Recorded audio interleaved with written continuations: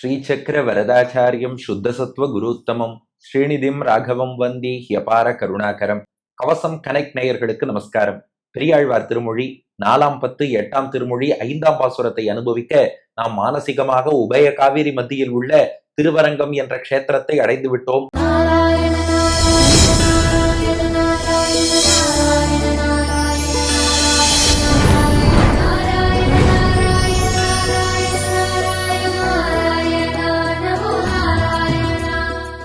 பூலோக வைகுண்டம். பெரிய பெருமாள் ஆதிசேஷன் மீது பிரணவாகார விமானத்துக்கு கீழே பள்ளி கொண்டிருக்கிறார். இருபுறம் திருமண தூண்கள். பெரியாழ்வார் அனுகிரகத்தோடு அந்த பகுதியை நாம் இப்போது அடைந்து விட்டோம். இந்த பதிகத்தின் முதல் 3 பாசுரங்கள் கண்ணனாக அந்த பெருமாளை கண்டோம். 4வது பாசுரத்தில் ராமனாக கண்டோம். 5வது பாசுரத்தில் மீண்டும் ராமனாகவே காணப்போகிறோம். பெரியாழ்வார் பாடுகிறார் 5வது பாசுரம். பெருவரங்கள் அவை பற்றி பிழக்குடைய இராவணனை உருவரங்க பொருது அழித்து இவ்வுலகினை கண் பெருத்தானூர் குறவு அரும்ப கோங்கு அலர குயில் கூவும் குளிர்பொழில் சூழ் திருவரங்கம் என்பதுவே என் திருமால் சேர்விடமே. பெருவரங்கள் அவை பற்றி பிழக்குடைய இராவணனை உருவரங்கப் பொருதழித்து இவ்வுலகினை கண் பெருத்தானூர் குறவு அரும்ப கோங்கலர குயில் கூவும் குளிர்பொழில் சூழ் திருவரங்கம் என்பதுவே என் திருமால் சேர்விடமே. இப்போ பழைய ஃபார்முலாக்கு வந்துருங்கோ. பாட்டின் முதல் 2 அடிகள் ராமனுடைய பெருமை, அடுத்த 2 அடிகள் திருவரங்கத்தின் பெருமை. இப்ப பாட்டின் முதல் பாதி ராவணன் இருக்கானே, பல பல வரங்கள் வாங்கிட்டானோ.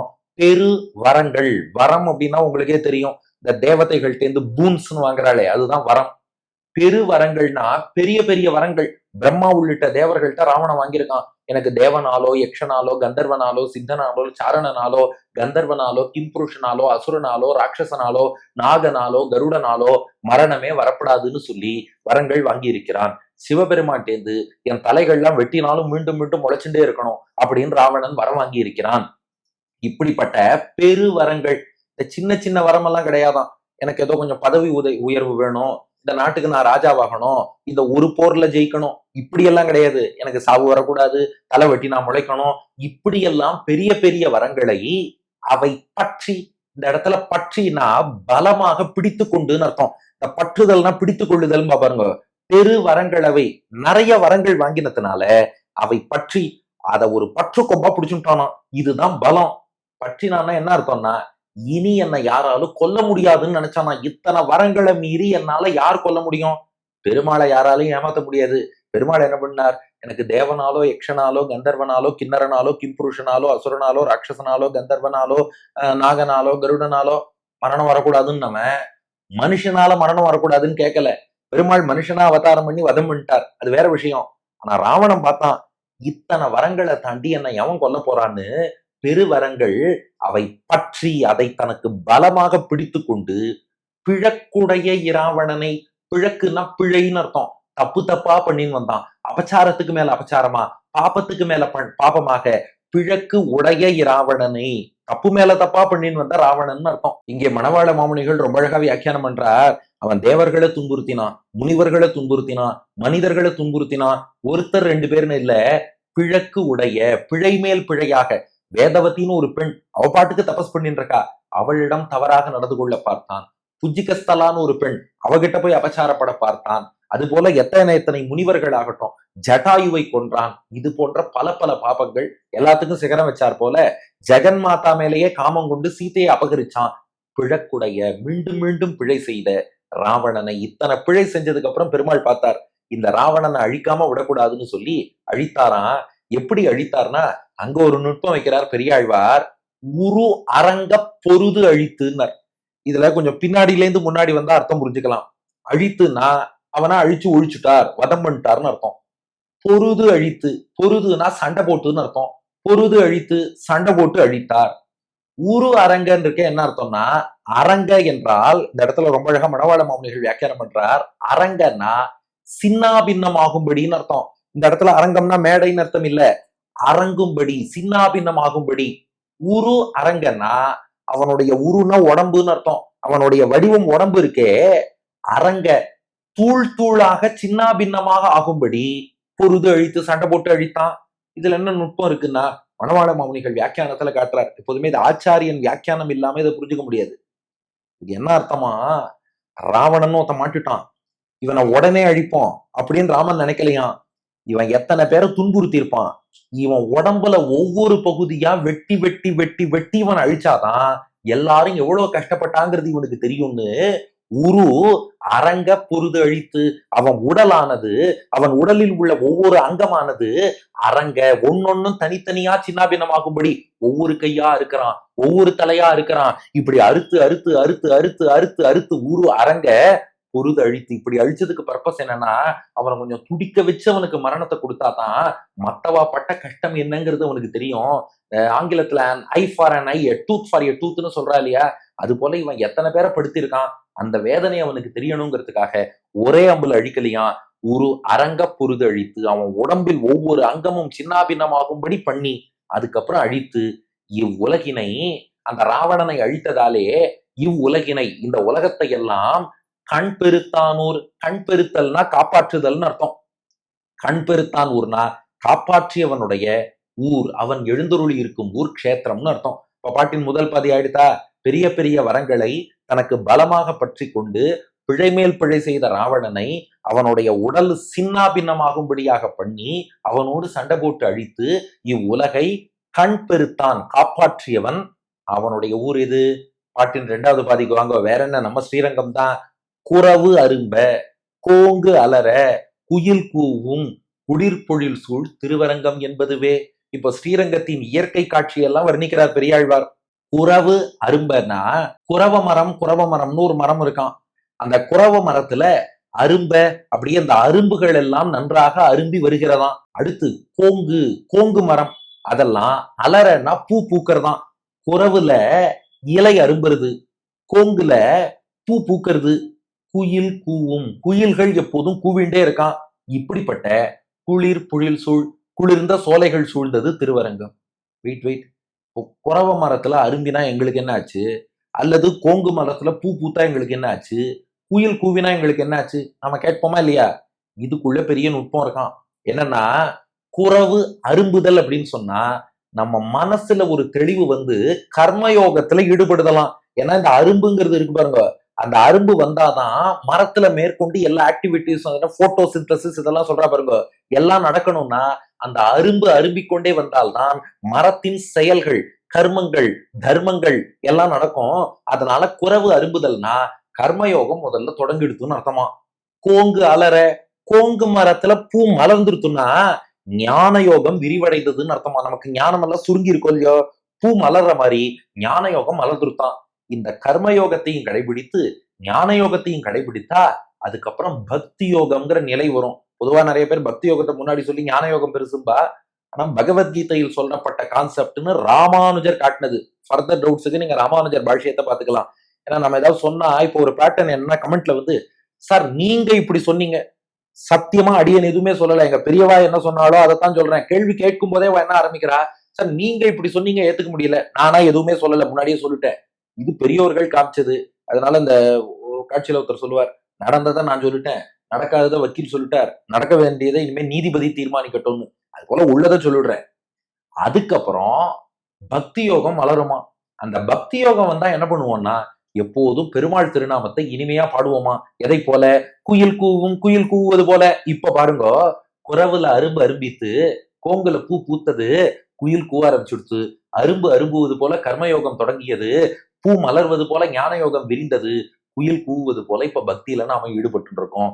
இப்படிப்பட்ட பக்தர்கள் நிறைந்த ஊர் ஸ்ரீரங்கம். அதத்தான் குறவு அரும்ப கோங்கு அலற குயில் கூவும் குளிர் பொழில் சூழ், பொழில்னா சோலை, குளிர் பொழில்னா குளிர்ந்த சோலை. இப்படி யார் பக்தி யோகத்துல ஈடுபடுறாளோ அவளுக்கு உலகியல் வாழ்க்கை கூட குளிர்ந்த சோலை போல ஆயிடுமா. சம்சார வெப்பங்கள் அவளை தாக்காதான். அப்படிப்பட்ட குளிர் பொழில் சூழ் குளிர்ந்த சோலைகள் சூழ்ந்த திருவரங்கம் என்பதுவே. திருவரங்கம் தான். இந்த இடத்துல பாருங்க, இது வரைக்கும் திருவரங்கம் திருவரங்கம்னு பாடினார். இந்த 80வேன்னு ஒரு வார்த்தை இங்க சேர்த்தார் பாருங்க. இதுக்கு மணவாள மாமுனிகள் ஒரு விசேஷமா வியாக்கியானம் பண்ணிருக்காரு. இல்லையே, போன பாட்டிலேயே திருவரங்கம் என்பதுவேங்கிறது இருக்கேன்னா இல்ல, திருவரங்கம் என்பதுவே என் திருமால் சேர்விடமே 2 ஏ போட்டு அழுத்தி சொல்லியிருக்காருங்க. ஏன்னா அதுக்கு மாமுனிகள் வியாக்கியானம் திருவரங்க கஷேத்திரம் தான் அழுத்தி சொல்றாராம். அந்த பெருமாள் இப்ப இருக்கும் இடம் ஸ்ரீரங்கம். ஏன்னா எல்லா ஆழ்வார்களும் எனக்கு முன்னாடி மண்டி கிடந்த இடம் இதுதான்னு பெரியாழ்வார் வலியுறுத்துறாராம். இது எவ்வளவு அழகான வியாக்கியானம் பாருங்க. பெரியாழ்வாருக்கு முன்னாடி அவதரிச்ச ஆழ்வார்கள் யாரு? பொய்கை ஆழ்வார், அவரும் ஸ்ரீரங்கத்தை பாடியிருக்கார். பூதத்தாழ்வார், அவரும் பாடியிருக்கார். பேயாழ்வார் பாடியிருக்கார். திருமழிசைப்பிரான் பாடியிருக்கார். நம்மாழ்வார், அவரும் பாடியிருக்கார். மதுரை கவிகள் பாடலையேன்னு யோசிக்க வேண்டாம், அவர் நம்மாழ்வாருக்குள்ள அடக்கம்னு வச்சுக்கோங்க. குலசேகர பெருமாள் பாடியிருக்கார். அப்ப பெரியாழ்வாருக்கு முன்னாடி இது வரைக்கும் யார் அவதாரம் பண்ணியிருக்காளோ எல்லாரும் திருவரங்கத்தை மங்களாசாசனம் பண்ணியிருக்கார். பெரியாழ்வார் காலத்துல அவருக்கு அடுத்தபடியா வந்தது யாரு? ஆண்டாள் நாச்சியார், அவருடைய திருக்குமாரத்தி. ஆண்டாளும் ஸ்ரீரங்கத்தை பாடிட்டா. அதனால பெரியாழ்வார் பார்த்தாராம், இத்தனை பேரும் ஒரு ஊரை பாடியிருக்கான்னா திருவரங்கம் என்பது அதுதான்ப்பா அப்படின்னு அழுத்தி சொல்றாராம். அத்தோடு என் திருமால் சேர்விடமே, இந்த பாட்டை நன்னா கவனிங்கன்னார் மணவாள மாமுனிகள். ஆக்சுவலி திருவரங்கம் என்பதுவேவோட பாட்டுக்கு அர்த்தம் கம்ப்ளீட் ஆயிடும். ஒரு தடவை பாட்டை சேவிக்கிறேன், நீங்க பாருங்க. பெருவரங்கள் அவை பற்றி பிழக்குடைய ராவணனை உருவரங்க பொருதழித்து இவ்வுலகினை கண் பெருத்தானோர் குறவு அரும்ப கோங்கு அலர குயில் கூவும் குளிர் பொழில் சூழ் திருவரங்கம் என்பதுவே பெருமாளுடைய ஊர் ஸ்ரீரங்கமே ஆயிடுத்து. அதுக்கப்புறம் என்ன பண்ணியிருக்கார்? என் திருமால் சேர்வு இடமே. என் திருமால் இருக்காரே, திருனா மகாலட்சுமி, திருமால்னா அந்த மகாலட்சுமி மீது காதல் கொண்ட பெருமாள். என் திருமால், என்னுடைய மகாலட்சுமியின் கெழ்வனான பெருமாள் சேர்விடம்னா வந்து சேரும் இடம்னு அர்த்தம். இதுக்கு என் திருமால் சேர்விடமேன்னு தனியா ஏன் சேர்க்கணும்னா அதுக்கு ஒரு விசேஷார்த்தம் மணவாள மாமுனிகள் காட்டுறார். என்னன்னா, இந்த பாட்டின் முதல் பாதியில ராவண வதத்தை பத்தி தானே பேசினார். ராமன் ராவணனை வதம் பண்ணானா, வதம் பண்ணிட்டு சீதையை மீட்டானா, மீட்டுட்டு புஷ்பக விமானத்துல ஏறி உட்கார்ந்தானா. சீதை கேட்டாலாம், அயோத்திக்கு தானே போறோம்னா. ராமன் சொன்னானா, அதுதான் இல்ல, இவ்வளவு காலம் நீ அசோகவனத்துல கஷ்டப்பட்டுட்ட, நானும் இவ்வளவு காலம் சண்டை போட்டிருக்கேன், 2 பேரும் ஓய்வு எடுக்க வேண்டாமா, வா உபய காவிரி மத்தியில ஸ்ரீரங்கம்ங்கிற கஷேத்திரம் இருக்கு, 2 பேரும் அங்க போய் ஓய்வு எடுப்போன்னு அயோத்திக்கு போகாம இலங்கையில ராவணவதம் ஆனதும் ராமனும் சீதையும் ஸ்ரீரங்கநாதன் ஸ்ரீரங்கநாச்சியார்னு வடிவெடுத்து நேரா ஸ்ரீரங்கத்துல வந்து செட்டில் ஆகி இங்கே ஓய்வெடுத்து கொண்டிருக்கிறார்கள்னு பாடிட்டார். இப்படி சொன்னா அடுத்து நம்ம கமெண்ட் போட்டுருவார். இல்ல இதுக்கெல்லாம் கமெண்ட் இல்ல, போன் பண்ணியே கேட்பா, சார் நீங்க ஒரு விஷயம் தப்பா சொல்லிட்டீங்க, ராமர் தான் அயோத்தியால ஸ்ரீரங்கநாதனை வச்சு ஆராதிச்சு வந்தார், அப்புறம் அவர் தான் விபீஷணன் ரங்கநாதரை கொடுத்தார், விபீஷணன் எழுந்தருளை பண்ணிட்டு வரும்போதுதான் வழியில ஸ்ரீரங்கத்துல பிரதிஷ்டை பண்ணார், நீங்க வந்து இப்படி மாத்தி பேசு. மீண்டும் சொல்றேன், முன்னாடியே அடியன் சொல்லும் போது என்ன சொன்னேன், இது மணவாள மாமுனிகள் வியாக்கியானத்துல இருக்கு. ஆனா அவ அப்படி கேட்க மாட்டா. கேட்கும் போதே ஏன் சார் இப்படி மாத்தி சொல்லிட்டீங்க அப்படின்னு ஏதோ நாமளா ஏதோ சொன்னதா. இப்படி நாம டவுட் கேட்கிறோம்னா நம்ம ரசனையை இன்னும் நாம் வளர்த்து கொள்ளவில்லைன்னு அர்த்தம்.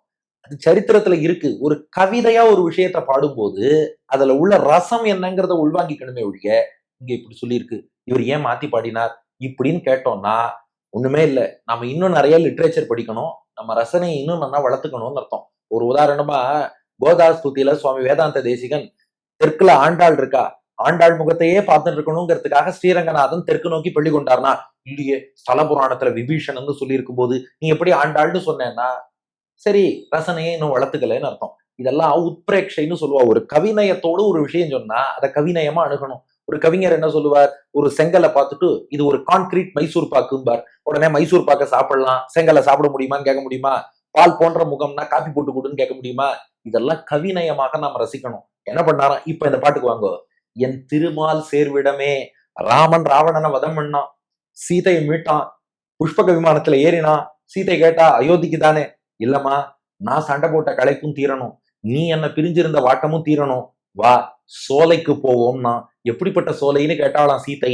இப்ப பாட்ட பாருங்க, குறவு அரும்ப, குறவ மரங்கள்லாம் நல்லா அரும்பி இருக்கு, கோங்கு அலற, கோங்குல பூக்கள் பூத்திருக்கு, குயில் கூவும், குயில்கள் பாட்டு கச்சேரி பண்ணுவது போல கூவின் இருக்கு, குளிர் பொழில் சூழ், குளிர்ந்த சோலைகளால் சூழப்பட்ட திருவரங்கம் என்பதுவேனா அயோத்தியா கிடையாது, ஸ்ரீரங்கம்னு அர்த்தமா. திருவரங்கம் என்பதுவே, நாம ஸ்ரீரங்கத்துக்கு தான் போறோம், அயோத்தியாவுக்கு போகல. என் திருமால், திரு சீதை, மால் ராமன், என் திருமால் சீதையை மீட்டு கொண்ட ராமன் சேர்விடமே, நேரா இலங்கையிலிருந்து வந்து சேர்ந்த இடம் இதுன்னா ஸ்ரீரங்கம். இப்ப மொத்த பாட்டையும் சேவிச்சு பாருங்க, அர்த்தம் புரியும்.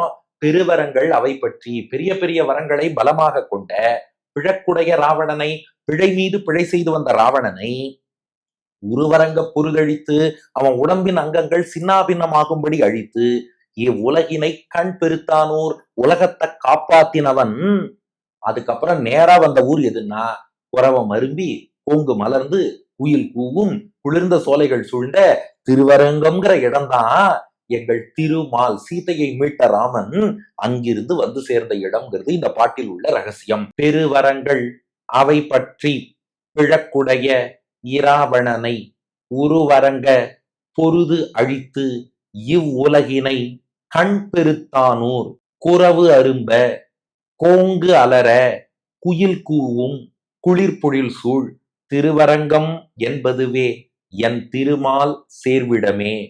பெருவரங்கள் அவை பற்றி பிழக்குடைய இராவணனை உருவரங்கப் பொருதழித்து இவ்வுலகினை கண் பெருத்தானூர் குரவு அரும்ப கோங்கலரக் குயில் கூவும் குளிர்பொழில் சூழ் திருவரங்கம் என்பதுவே என் திருமால் சேர்விடமே. அடியன் வழங்கும் ஆங்கில வடிவம். Ravana, who committed a lot of sins, holding his boons as his power, was destroyed into pieces by Rama, and thus Rama rescued the entire universe. After destroying Ravana, Rama, along with Sita, came and settled in Srirangam, which abounds with a lot of gardens where Kurava trees have lot of leaves and Konga trees have lot of flowers, and where cuckoos sing melodious music in the cool gardens என்பது இதற்கான ஆங்கில வடிவம். இதற்கு அடுத்த பாசுரத்துல ஸ்ரீமன் நாராயணனாக அரங்கனை காணப்போகிறார் பெரியாழ்வார். அடுத்த பகுதியில் காண்போம். பெரியாழ்வார் திருவடிகளே சரணம்.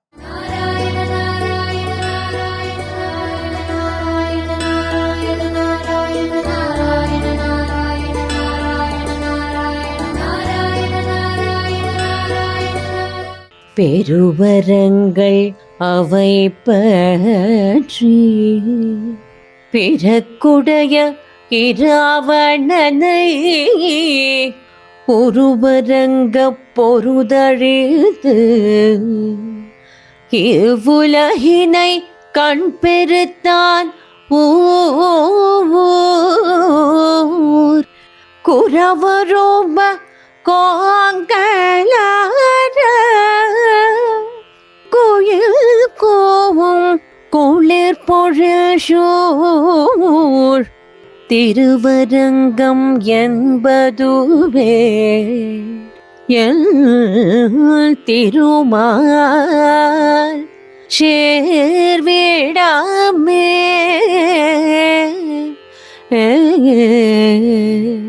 ஏ